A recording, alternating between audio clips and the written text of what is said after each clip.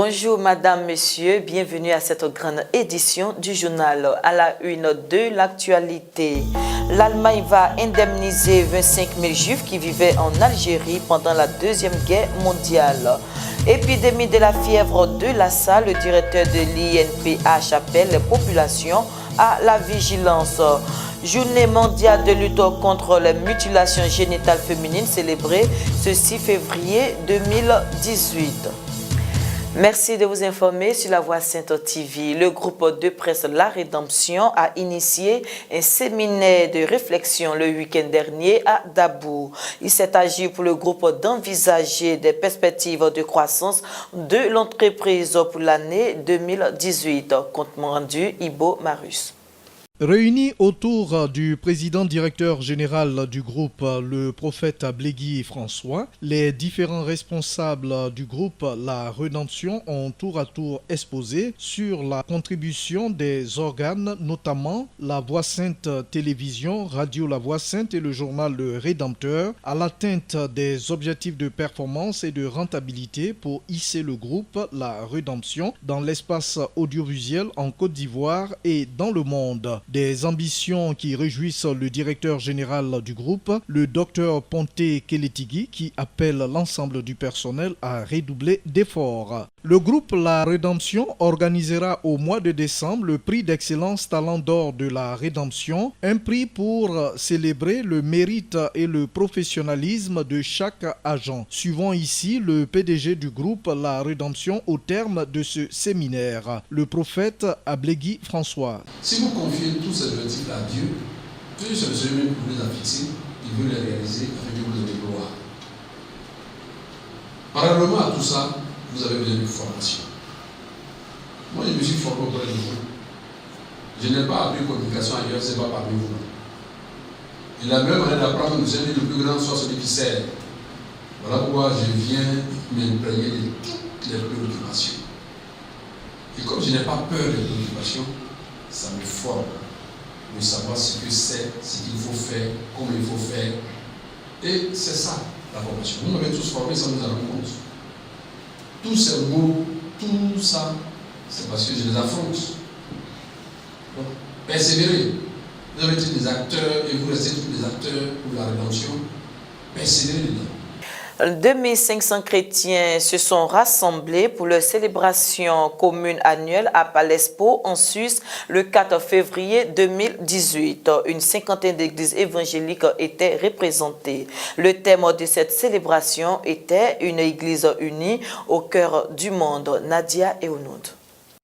Des églises anglophones et hispanophones de Genève. De nombreuses personnes s'étaient déplacées de Haute-Savoie et de Lille. Le réseau évangélique genevois avait invité le pasteur Samuel Peter Schmidt pour s'exprimer sur le thème « Une église unie au cœur du monde ». Le matin, le pasteur de l'église La Porte Ouverte à Mulhouse a relevé que ce qui fait la différence dans la société, ce ne sont pas des croyants religieux, mais des croyants dont le cœur est transformé par Dieu. L'après-midi, il a insisté sur l'importance d'être équipé par le Saint-Esprit car rien n'est possible sans Dieu. Ponctué de témoignages encourageants, le message de Samuel Peter Schmidt s'est terminé par une invitation à être des lettres de Dieu pour le monde. Le partage de la Sainte Seine a conclu cette journée d'unité. À midi, les participants avaient également pu fraterniser autour d'un pique-nique ainsi que visiter les stands de différentes missions, initiatives ou services chrétiens. Pour la première fois, des Juifs qui vivaient en Algérie, autrefois colonie française, soumise au régime de Vichy et à ses mesures antisémites, vont recevoir des compensations financières. Une organisation israélienne est parvenue à un accord avec le gouvernement allemand. Jean-Jacques Deigné. Cette reconnaissance n'avait que trop attendu pour un important groupe de Juifs d'Algérie qui ont souffert de mesures anti-juives prises par le régime de Vichy. Le communiqué de la Clems Conférence salue l'accord trouvé avec le gouvernement allemand. L'organisation regroupant des associations juives réclamant des dommages et intérêts à l'Allemagne pour les victimes du nazisme a négocié durant des années.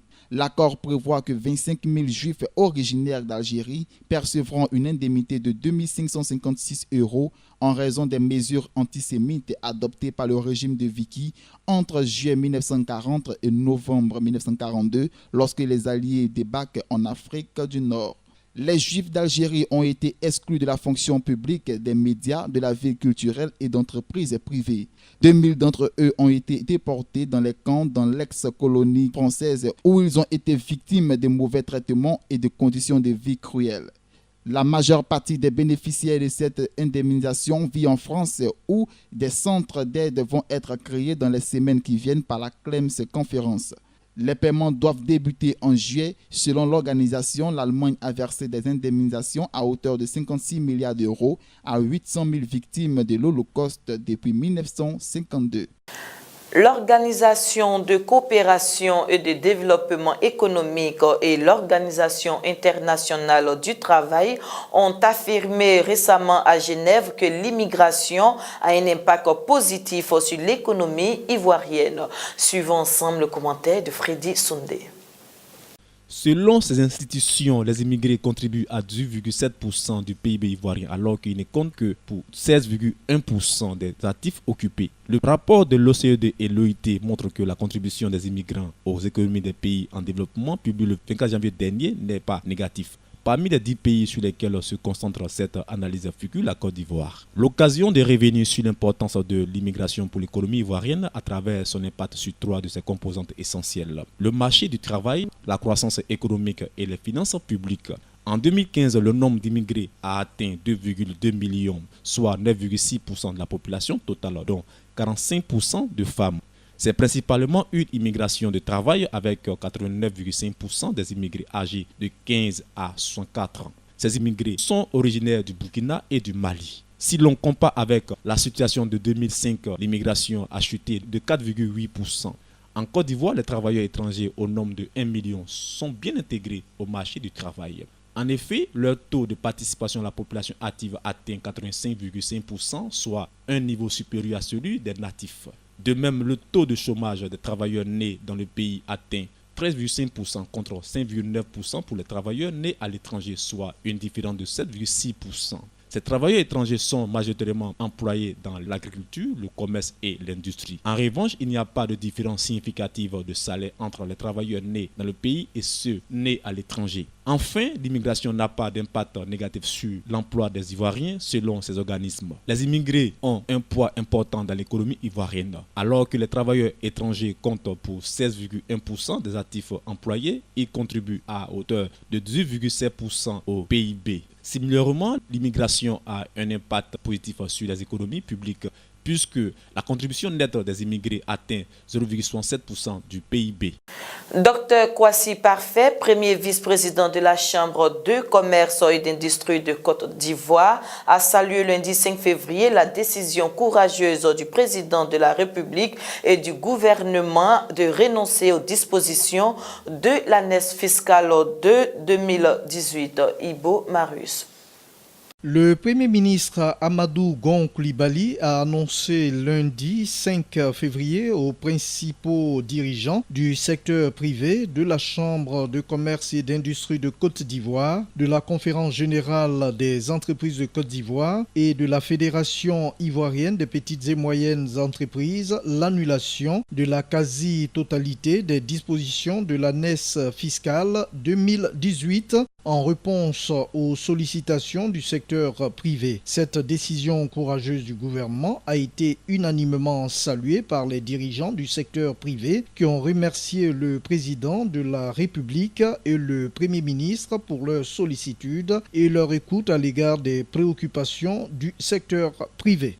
La journée mondiale de lutte contre les mutilations génitales féminines est célébrée tous les 6 février de chaque année. L'occasion pour tous les acteurs, les associations, les États de sensibiliser pour éradiquer l'excision du monde. Ange sacré.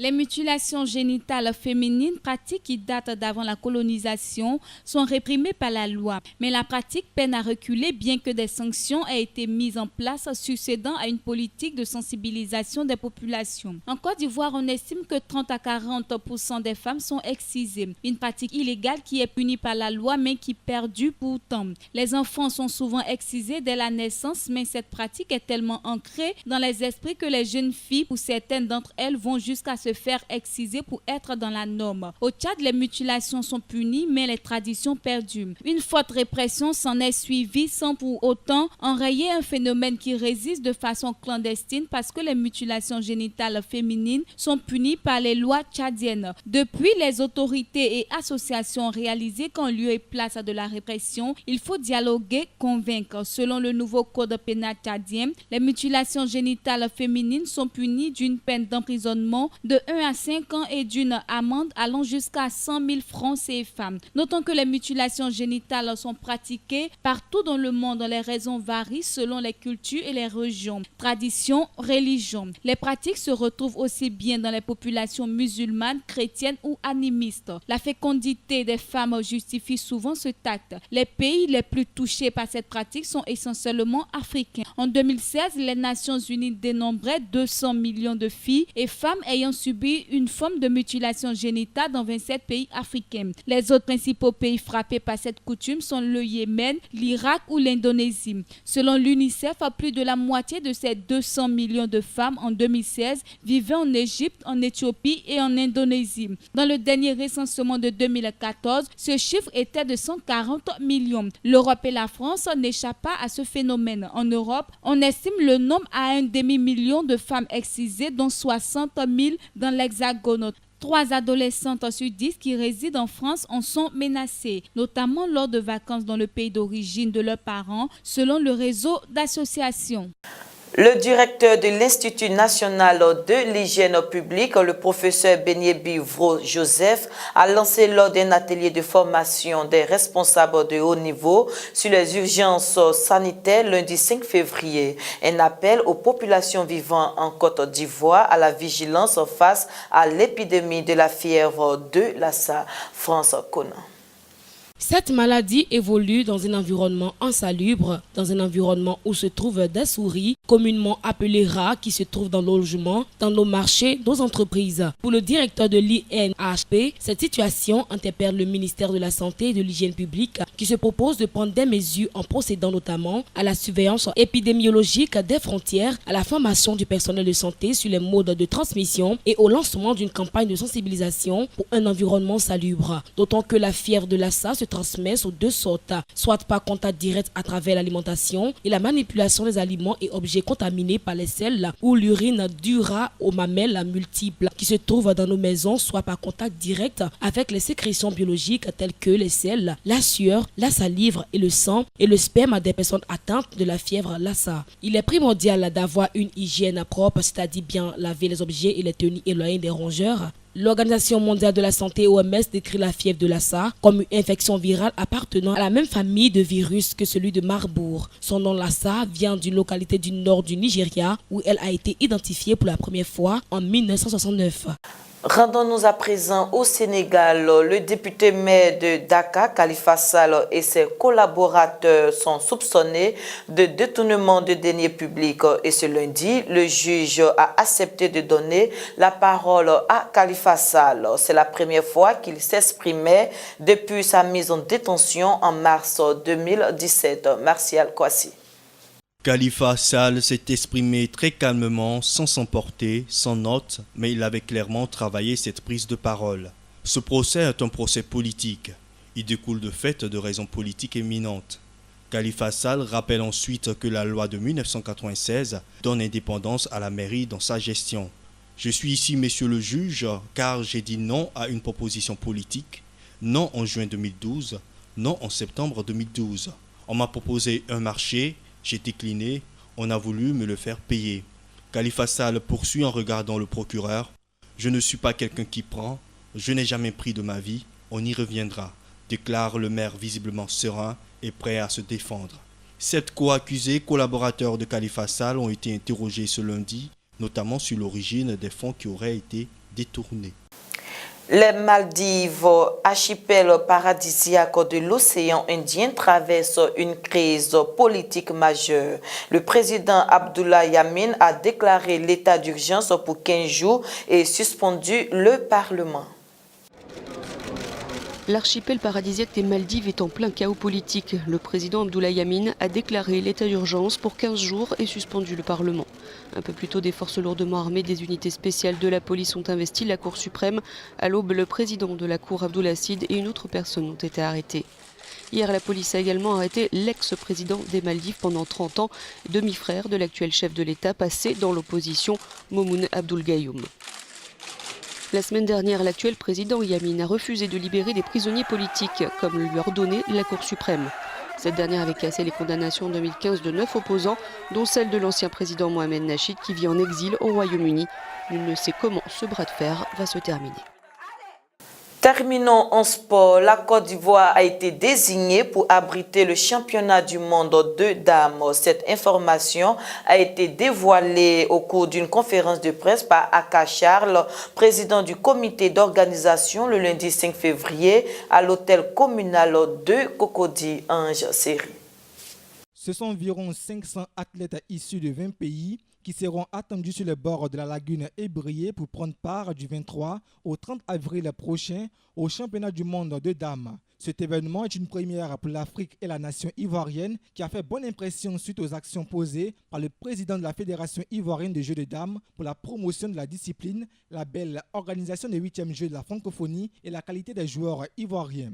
Le président du comité d'organisation Aka Charles a martelé lors d'une conférence de presse le lundi 5 février à l'hôtel communal de Cocody que le choix de la Côte d'Ivoire pour abriter cet événement s'est destiné à l'Assemblée générale de la Fédération mondiale de jeux de dames à Tallinn en Estonie en octobre 2017. Lors de cette AG, Gwebi Basile, président de la Fédération ivoirienne de jeux de dames, a profité pour aussi exposer les difficultés des athlètes africains pour participer aux compétitions internationales organisées en Europe et en Asie. Il a ainsi obtenu gain de cause avec cette désignation. À ce jour, 5 pays africains ont déjà confirmé leur participation. Il s'agit du Cameroun, du Burkina Faso, du Mali, de la Guinée et de la RD Congo. Les vainqueurs de cette coupe se partageront 10 000 €, soit 6 500 000 et participeront aux Jeux olympiques des sports cérébraux en Chine. C'est la fin de cette édition. Merci de l'avoir suivi. Bonne suite de programme sur La Voix Sainte TV. Au revoir.